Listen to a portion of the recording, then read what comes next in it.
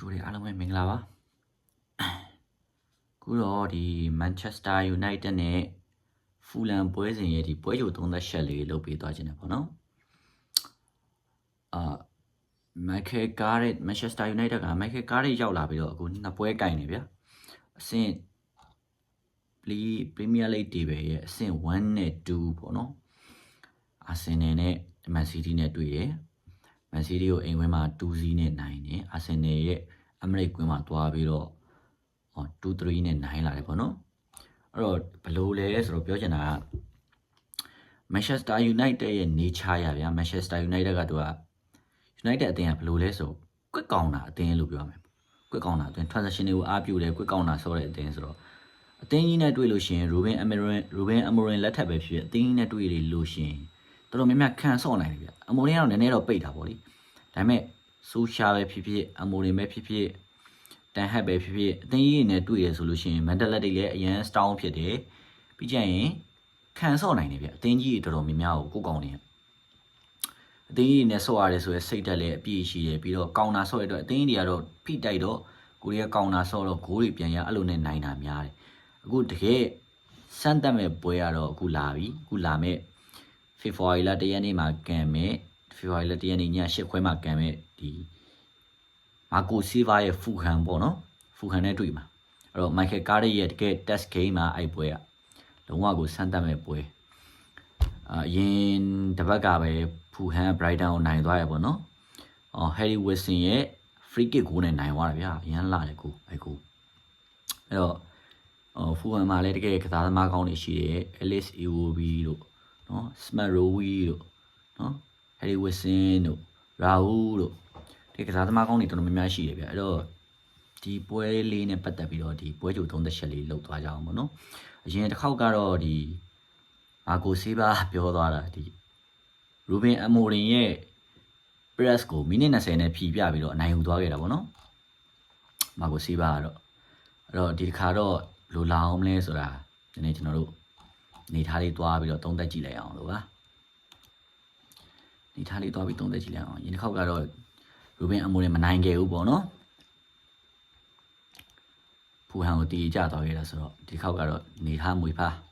ဘလို့ရှိနေရှိလဲသုံးသက်ကြည့်လိုက်အောင်ဆိုတော့ကျွန်တော်တို့ head to head အရာတော့ head to head အရာပြောမယ်ဆိုရင်တော့ခုနောက်ပိုင်းမှာဒီ Manchester United နဲ့ Fulham နဲ့ကစားခွဲတဲ့ပွဲတွေမှာပေါ့နော် United က16ပွဲနိုင်ထားတယ်ဗျ9ပွဲတီးကြပြီးတော့တပွဲပဲရှုံးထားတယ်ပေါ့နော်Fulham ကတော့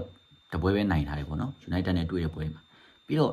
လိုးမာခြင်းဗျဒီနှစ်သင်းရသေးလားလိုးမာခြင်းဆိုတာများသောအားဖြင့်ရလက်တွေအရင်ချင်းမြောင်းနေဒီနှစ်သင်းကတွေ့ရင်1-1 1-0 0-1အဲ့လိုပဲသွားတာများတယ်အရင်ကျွန်တော်တို့ဟိုလိုဂိုးတွေအများကြီးပြက်လေးရှိတဲ့ပွဲဆိုတော့အသိမရှိဘူးဘာလို့လဲဆိုတော့ဖူလန်လည်းအရင်ကြစ်တယ်ဗျကစားပုံကဖူလန်လည်းအရင်ကြစ်တယ်4နှစ်3နှစ်နဲ့ပဲသွားတယ်အဲ့တော့ Manchester United ကလည်းပြဿနာ Manchester United ရဲ့ test game ဆိုတာဒီပွဲမှာ Manchester United ကသူ low block mid block မဖြီနိုင်တဲ့ပြဿနာရှိတယ်ဗျနီးပြအဆက်ဆက်မှာဒါဖြစ်ခဲ့တာပဲ low block mid block မဖြီနိုင်ဘူးအဲ့တော့ဒီ Michael Carrick ဒီပွဲမှာတော့ဘာလုပ်ပြမလဲကြည့်ရမှာပေါ့လေ low block mid block ဖြီနိုင်မလားဘယ်လိုလူစင်းထုတ်ပုံတွေတုံးမလဲဆိုတော့ကျွန်တော်တို့တစ်ချက်ကြည့်ရမှာပေါ့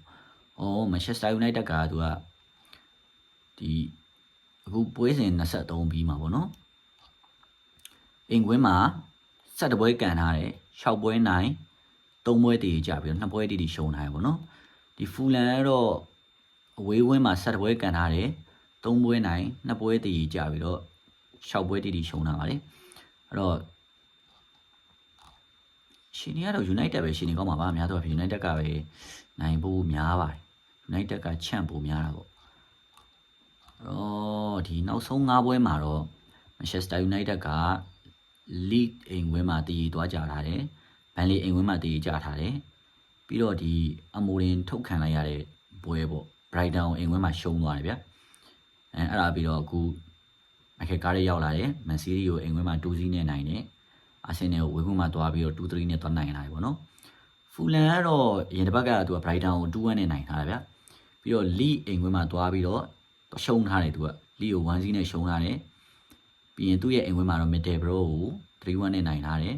ချက်စီကိုလည်း2-1နဲ့နိုင်ထားတယ်လီဗာပူးကိုတော့တည်ခံခံထားတယ်သူကဖူလန်အိမ်ဝင်းမာတယ်ဗျပြောရရင်အိမ်ဝင်းအရန်မှာတော့တောင်းဆိုဖူလန်ကိုအိမ်ဝင်းမှာမဖောက်နိုင်ကြဘူးပေါ့နော်ဒါပေမဲ့ဖူလန်ဒီနှစ်အဝေးဝင်းကတော့တော်တော်ကိုအရန်ဘယ်လိုပြောရမလဲဒီနေ့အဝေးဝင်းတော်တော်ဖောင်အောက်တယ်ဗျာဖူလန်ရဲ့ဒီနေ့အဝေးဝင်းအဲ့တော့ကျွန်တော်ထင်တော့ဒီ Manchester United ကလူထုတ်ပုံကအတင်းကြီးတွေနဲ့တွေ့တယ်လို့ဗျာတည်ရမလား quick counter နဲ့ transaction နဲ့တွားကျင်လို့ဒီတစ်ခါတော့ Ambumo တို့ဒိုကူကလည်း2လခွဲ10ဘတ်လောက်နားမှာဆိုတော့2လခွဲလောက်နားမှာပေါ့ဒိုကူက10ဘတ်လောက်နားရမယ်ဆိုတော့နောက်တန်းကတော့အရင်တိုင်းပဲထွက်လာအောင်ပဲထင်တယ်ဘာလို့လဲဆိုဒီနောက်တန်းဖောင်ရမ်းကောင်းတာဆိုတော့လေကိုသမားကတော့ဆန်နီလမန်းပဲဒါလက်ဘက်ကတော့လူချောပေါ့နော်ဒီစန်နာဘက်နှစ်ယောက်ကတော့မာတီနက်နဲ့မကွိုင်းရပဲထွက်လာအောင်ပဲထင်ပါတယ်ကျွန်တော်ထင်တော့ရိုက်ဘက်ကတော့ဓာလောပဲရှိတာပေါ့နော်မာဇေရာဝီတော့မလာတော့သေးဘူးထင်တာပဲအဲ့တော့ဒီကွင်းလည်းနှစ်ယောက်ကတော့ကိုဘီမိန်နူးနဲ့ကက်စမဲရိုပဲပေါ့ဒါကတော့attacking midfielder နေရာမှာတော့နံပါတ်10ရိုကတော့ဒီဘရူနိုပဲလာမှာပဲအဲ့တော့ဒီ left wing ကတော့ကျွန်တော်ထင်ကုညာကိုသုံးမယ်ထင်တယ်ဗျကုညာကခုနောက်ပိုင်းဒီဖောင်လဲကောင်းနေတယ်ဂိုးလေးရထားတယ်ဆိုတော့ကုညာပဲသုံးတော့တယ်ပေါ့နော်right wing ကနေရာမှာကျွန်တော်ကတော့ဒီ Ambumo နေရာပေးကျင်တယ်ပေါ့နော် Ambumo ကိုထားပြီးတော့မှ substitution မှာတော့ဒီအာမတ်ကိုလဲရင်လဲပေါ့ပြီးတော့ center forward မှာနံပါတ်9 row မှာတော့ဒီ Sesco နေရာရလောက်မယ်ထင်ပါတယ်ဟတ်တူရဲ့အရာလဲကိုကောင်းနေတာတယ်ဆိုတော့ဒီခါတော့ဖူလန်ကိုနိုင်ပြီးတော့ရင် Manchester United ကခုနောက်ပိုင်းမှာနည်းပွဲစဉ်စီကအရာအဲ့လောက်ကြီးမကြက်ဘူးရသလားဖူလန်ကိုအိမ်ခွင်းမှာကန်ရမယ်ပြီးရင်စပါးကိုလည်းအိမ်ခွင်းမှာကန်ရမယ်ပေါ့နော်စပါးကလည်းခုတလောဖောင်အောက်နေတာဒါပေမဲ့ဟိုတနေ့ကတော့သူတို့နိုင်သွားတယ်ထင်ပါတယ်စပါးဒီနေ့ကဒေါမွန်ကိုနိုင်သွားတယ်ပြစပါးဒေါမွန်ကိုနိုင်ထားတယ်ဆိုတော့နော်ဒေါမွန်လည်းနိုင်ထားတယ် Frankfurt ကိုလည်းအဝေးခွင်းမှာတွားပြီးတော့နိုင်ထားတယ်ဆိုတော့ဖောင်ကတော့ပြန်တက်လာတယ်ဒါပေမဲ့ Premier League မှာတော့ဒီကောင်နေနဲ့တိုင်ပတ်တယ်ချန်ပီယံလိဂ်မှာသာနည်းနည်းရှီသွမ်းပြိုင်မယ်ပရီးမီးယားလိဂ်မှာတိုင်ပတ်တယ်ဆိုတော့စပါးအိုတော့နည်းနည်းခက်ခက်တော့ကန်မယ်ကိုယ့်အိမ်ဝင်ဆိုရင်တော့မသိဘူးပေါ့နော်ခက်ခက်တော့ကန်ရမယ်ဒီနေ့နော်ဝက်ဆန်အဝေးကွင်းကတော့နိုင်တော့ပါတယ်အဲ့တော့ Everton ကတော့နည်း tricky game ပြ Everton ကကြသူ့အိမ်ဝင်မှာရှောင်းတိုက်ရဲ့ Everton လည်းဖြစ်တော့အရန်ကိုမာပါလိုလိုမှ Everton aggressive ဖြစ်တဲ့အရန်မာတယ် Dominic Calvert-Lewin တို့အရန်မာတဲ့အသင်းမှာဆိုမှရှောင်းတိုက်ရဲ့ Everton ဆိုတော့ပို့ပြီးတော့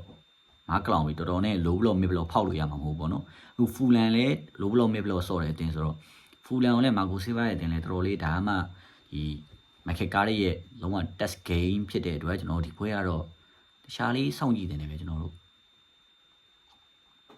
ကဲအားလုံးပဲကျေးဇူးတင်ပါတယ်ကျွန်တော်တို့ပွဲနားနေတဲ့အခါကျရင်လည်းနည်းနည်းပေါက်ကြီးနဲ့30ချက်လေးတွေနဲ့အတူပြန်ပြီးတော့ထပ်တင်ပေးပါမယ်ကဲကျွန်တော်ရဲ့ဗီဒီယိုလေးတွေကိုလည်းဒီစင်ပြေတယ်ဆိုရင်ပေါ့ like and subscribe လုပ်ပေးကြဖို့တောင်းဆိုပါတယ်။အားလုံးကျေးဇူးပါ။